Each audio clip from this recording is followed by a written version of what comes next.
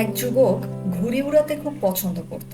একদিন সে সাতরঙা একটি বিশাল ঘুড়ি বানিয়ে এক মাঠে গিয়ে সেটি উড়াতে লাগলো।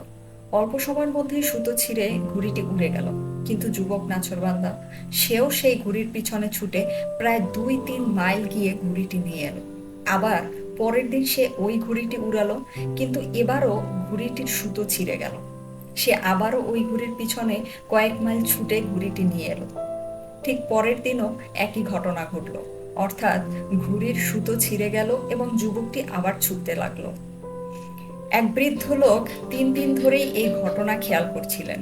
সে পথিমধ্যে যুবককে থামিয়ে বলল, এই বোকা ছেলে, তোমার ঘুড়ি তোমার সুতোর সামর্থ্যের চেয়ে অনেক বড়।